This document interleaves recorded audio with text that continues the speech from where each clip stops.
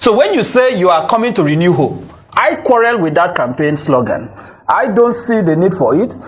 I mean, if he had even said, just left it at hope, the word renewal or renew or renewed, is something that Nigerians have to interrogate. Was they really hope to be renewed? And I'm starting on that basis. Now, so guys, the question everyone is asking is whether Tinubu even understands the situation of things on ground. Why is he not taking his stance? Why is it as if we don't have a government? So you are going to listen to what Mr. Effiong said. He touched the area of Tinubu's reluctance in terms of going to recover stolen funds. Do you know why he's not wanting to take that route? It's because of 2027. He doesn't want to hurt people who will help him to come back in 2027. Because who are the people he's going to be going after, if not those that worked under Tinubu? And to which party do they belong, if not to the APC? That is why he's so reluctant about going to recover all the dollars that these people seized, and that is why the economy is crumbling. Let me allow you listen to what Mr. Effiong got to say in this video. You're a human rights activist, and you've seen several cases across the country of citizens going through this economic hardship. yes. I want to bring you in. Personally, I've experienced people who are going through homelessness at the moment. Foreclosures, landlord had to kick them out. There's no money to be able to pay for the next month's rent. And there's a lot of financial begging going on in the country right now because people don't have the very next meal. They just don't know where it's going to come from. There's high unemployment. You know the problem. So tell us, what are the governmental support systems people can turn into when all seems bleak? Well, for me, at the very heart of the crisis of governance, the very horrendous economic stagnation and debilitating social structure that the country is experiencing under the President Bola Ahmed Tinubu administration is what I call the duplicity of his campaign mantra, renewed hope agenda. And I say duplicity because if you are saying that you are coming to government to renew hope, that presupposes that there is already hope that is going to be renewed. And anyone who lived under the very traumatic and agonizing years of the Buhari regime will know that there was no hope for the period that Buhari was president in this country. The APC government led by President Buhari had run the country to the ground. Insecurity had become a daily thing. People were being slaughtered in their homes. The economy had degenerated. The exchange rate was very bad at the time. Our institutions, the educational institutions were in crisis. SASU had gone on strike. Even our healthcare system was nothing to write home about. Buhari consistently flew to Britain in search of medical care. So for me, rule of law had collapsed. There was complete disregard for court orders. There was a total state of anarchy under the Buhari administration.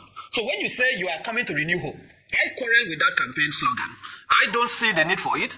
I mean, if he had even said, just left it at hope, the word renewal or renew or renewed, is something that Nigerians have to interrogate. Was they really hope to be renewed? And I'm starting on that basis. Now, I also have a problem with the direction of the government because the president seems to have somehow zoom out or technically log out, of the reality of the Nigerian people. The government in one breath is saying that, we have just come in a few months, give us some time. We've effected some fundamental policy changes in the economy.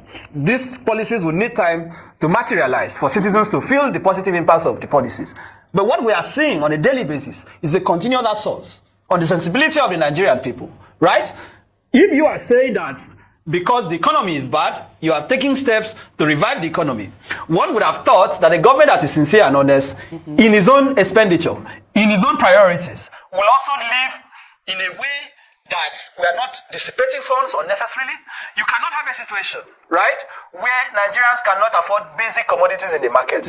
A situation where inflation has become scandalous. A situation where people cannot even afford, right? Many families cannot afford a cup of gari, a cup of rice, right? And then the president is saying he wants to use 5 billion to acquire a presidential yacht. The president is telling Nigerians he wants to use 7 billion to build a lodge for himself and the vice president in Abuja, in Lagos, sorry. And then we just heard a few hours ago that about 500 million has been approved by the president for inauguration of the National Minimum Wage Committee. So what Tinubu is telling us is that, look, live in penury, suffer while I live in affluence. That is not how a government that is sensitive to the crisis of governance, that is not how a government that appreciates the very terrible economic situation of a country is supposed to behave. So I am not optimistic.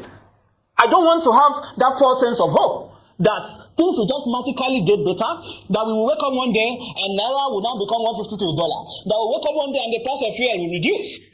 What we are seeing is that commodity pricing is getting worse. Things are the cost of basic services are increasing. So we are seeing students who are unable to pay their school fees, right? And the government is not doing things to ameliorate the situation. Rather, public funds are being dissipated. Look at, you have a president that has 48 ministers, but 47 to 48 ministers.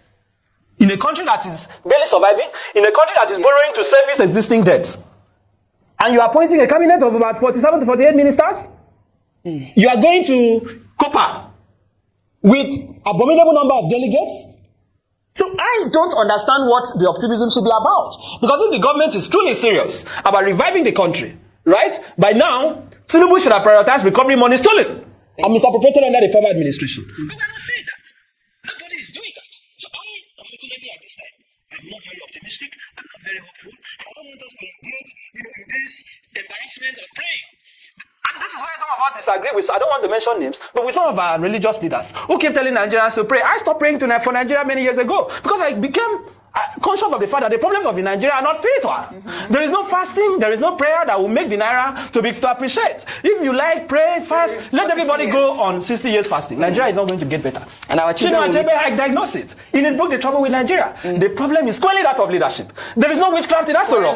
There is no witchcraft in Aso Rock. There is no demon in the National Assembly. The demons in the National Assembly are human beings. The witchcraft in the villa are human beings. These are the people holding the country down. There is no snake eating the documents. Absolutely not. So we are not going to pray our way out of this situation. What we need is a government that is responsible, is a government that is attentive, is a government that is sensitive. You have to be sensitive to the suffering of the people. Look at the protests in Bachi. People went to protest and they even got the women arrested. Thank you. Can you imagine? So for me, this government needs to ask itself what it really wants to be remembered for. I think that is the point I want to make. Thank you so much. I know our second guest.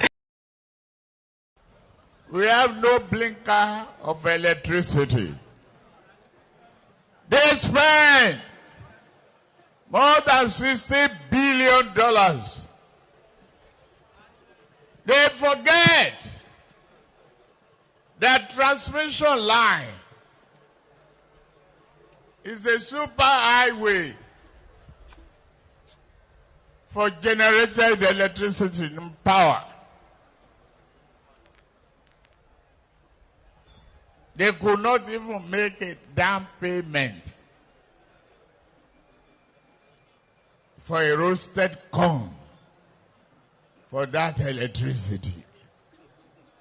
Talking about the cluelessness and the insensitivity of this government, I don't know if you've watched the video of Oshomole on Channels Television. That was yesterday. He shifted all the blame of what is currently happening on Buhari. So the question remains, why has this government not gone after Buhari and all those that worked under Buhari? I mean, there were lots of money that were borrowed. We had lots of Abacha loot that were returned. We had a lot that Nigeria would have taken advantage of. And they told us that they were building projects. Nigerians, where are the projects built under Buhari? And now Buhari, brought in Tinubu. Tinubu has continued, to watch Nigerians almost wanting to eat their flesh because of hardship, and he doesn't want to go. He knows where all these monies are, but he doesn't have the political will to go recover these funds. So the question remains, Nigerians, how long are we going to be in this mess? How long? And you can see that they are already working towards 2027. All their plans is to bring Tinubu back again in 2027. God forbid. Please don't forget to subscribe to the channel, turn on the notification bell. Please give this video a like so that YouTube can recommend it to more people. And let me know what you think in the comment section below. Thank you.